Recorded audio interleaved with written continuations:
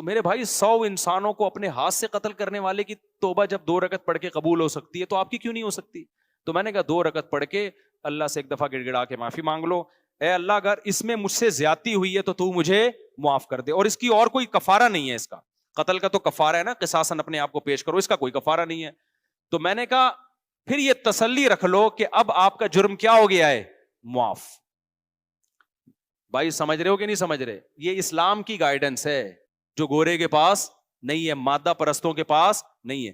میں نے کہا اس 2 رکعت پڑھ کے آپ ایک دفعہ تسلی سے توبہ کر لو گے نا، اس کے بعد بھی اگر آپ ڈپریشن میں جاتے ہو کہ یار پتہ نہیں میں نے جرم تو نہیں کیا، اس کا مطلب اب آپ مجرم ہو، اب آپ کیا کر رہے ہو؟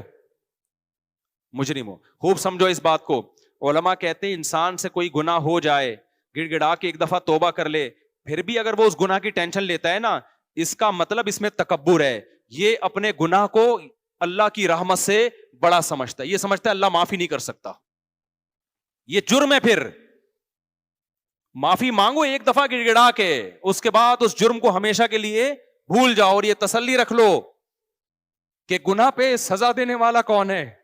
اللہ، اور معاف کرنے والا بھی کون ہے؟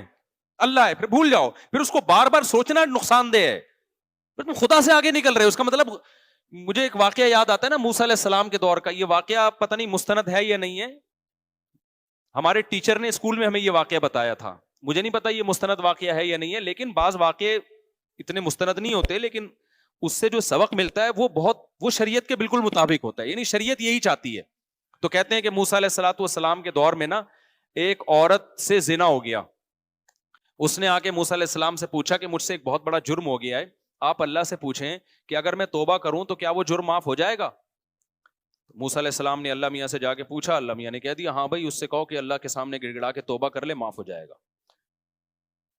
پھر اس عورت نے کہا کہ اصل میں مسئلہ یہ ہے کہ بہت بڑا جرم ہے، ہلکا نہیں ہے، اتنا بڑا جرم سمجھ میں نہیں آ رہا کہ 2 رکعت پڑھ کے گڑ گڑا کے معافی مانگ کے ایک دفعہ میں معاف ہو جائے گا، یہ کچھ سمجھ سے کیا ہے؟ بالا تر ہے، آپ ذرا دوبارہ پوچھیں کہ چھوٹا نہیں ہے، بہت بڑا جرم ہے، بہت بڑا جرم ہے۔ موسیٰ علیہ السلام نے دوبارہ پوچھا کہ بھی اللہ نے کہا جتنا بھی بڑا جرم ہو، دیکھو جو حقوق العباد ہوتے ہیں نا، اس میں کسی سے پیسے لیے ہوئے ہیں وہ تو پیسے بھی واپس کرنے پڑیں گے، توبہ بھی کرنی پڑے گی، کسی بندے کو قتل کر دیا تو توبہ بھی کرنی ہے اور اس کے وارثوں کو دیت بھی دینی ہے، اس میں تو الگ معاملہ ہے، لیکن یہاں تو کوئی دیت کفارہ نہیں ہے نا، تو جن جرموں میں کفارہ نہیں ہے میں ان کی بات کر رہا ہوں۔ آپ نے رمضان کا روزہ توڑ دیا جان بوجھ کر، اب آپ کہہ رہے ہو 2 رکعت پڑھ کے گڑ گڑا کے معافی مانگوں گا معاف ہو جائے گا، نہیں معاف ہوگا، 60 روزے بھی رکھنے پڑیں گے آپ کو، وہاں کفارہ ہے۔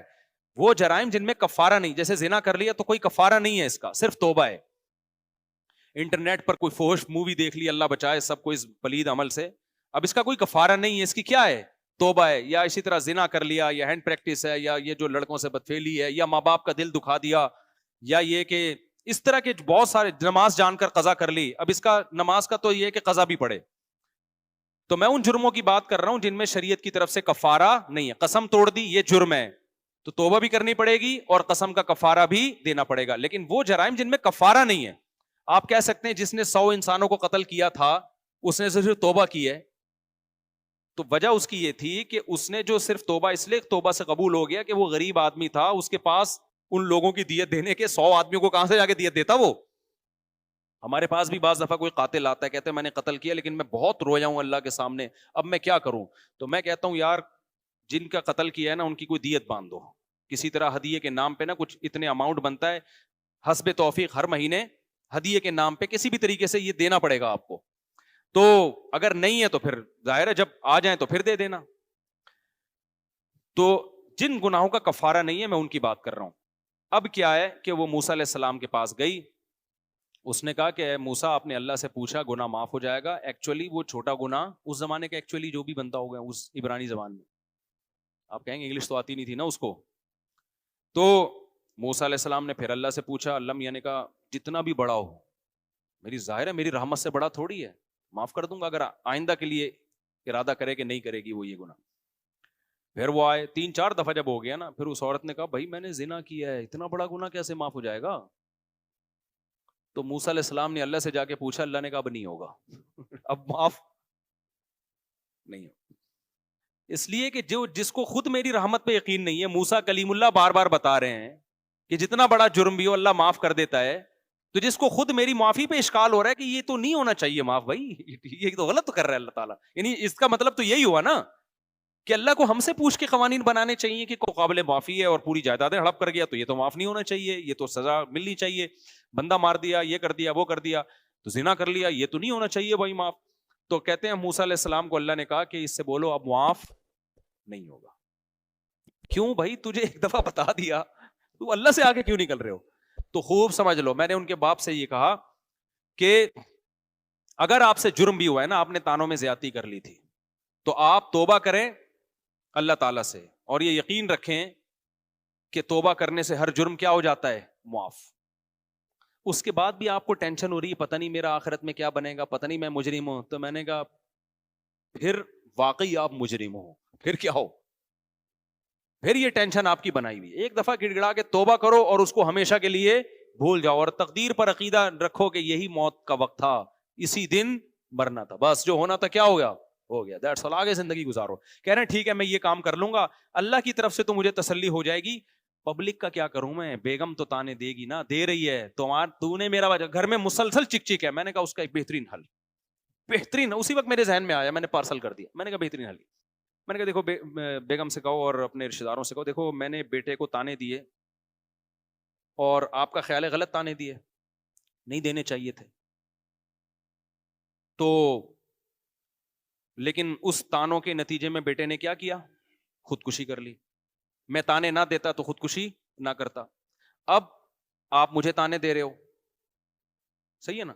تو ایسا ہے کہ میں بھی ٹینشن میں ہوں، جو ٹینشن میں بیٹا تھا، تو اب مجھے ڈبل ٹینشن ہے، ایک تانے کی ٹینشن اور ایک بیٹے کی دنیا سے جانے کی ٹینشن. بیٹے کو ایک ٹینشن تھی خالی تانے کی، یہ ٹینشن نہیں تھی کہ اس کی وجہ سے کوئی دنیا سے چلا گیا. مجھے کتنی ٹینشن ہے، ایک تو بیٹے کے جانے کا غم اور ایک یہ غم کہ آپ مجھے اس کے تانے دے رہے ہو، تو میری خودکشی اس سے زیادہ بنتی ہے، میرا رائٹ ہے. میں نے کہا پہلے عزم کرو خودکشی کرنی نہیں ہے، ایسا نہ ہو کہ لٹک جائے کل، پھر میں ٹینشن میں چلا جاؤں کہ یار میری وجہ سے گیا. میں نے کہا یہ تو سوال ہی پیدا نہیں ہوتا، خودکشی تو ہے ہی نہیں. لیکن ان کو بتانے کے لیے کہ جب دو تانے، اس کو ایک قسم کا تانا ملا، ٹینشن ہوئی تو اس نے خودکشی کی، اب ایک ٹینشن مجھے بیٹے کے جانے کی اور ایک آپ کے کہ تیری وجہ سے گیا ہے. تو ایسا ہے کہ ٹینشن کی وجہ سے بندہ خودکشی کرتا ہے نا، تو ٹینشن کی وجہ سے پھر میرا بھی حق بنتا ہے. تو ایسا ہے کہ کل صبح میں جا رہا ہوں اور گھر والے پوچھیں گے واپس کب آئیں گے، تو بولے میں اخبار میں ہو سکتا ہے میں کس میں آؤں، اخبار میں آؤں. کراچی میں ایسا ہوتا ہے بندہ صبح جاتا ہے بائک پہ، آتا کس میں ہے، اخبار میں. اخبار میں آتا ہے کہ ایک صاحب صبح 8 بجے گھر سے نکلے تھے اور اب فلاں جگہ اللہ بچائے ان کی لاش ملی ہے.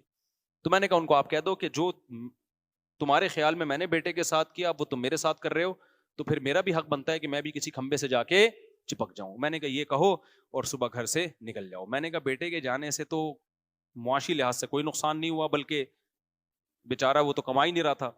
آپ کے جانے سے پورے گھر کی کیا ہو جائے گی، ایسی کی تیسی، وہ کمانے والا ہی ہے. گھر والے کتنا ظلم کرتے ہیں یار، ایک آدمی کے ٹکڑوں پہ تم پلتے ہو، وہ گیس بجلی کا بل وہ دے رہا ہے، گھر بنا کے اس نے دیا، اس کو سکون تو دو نا تم.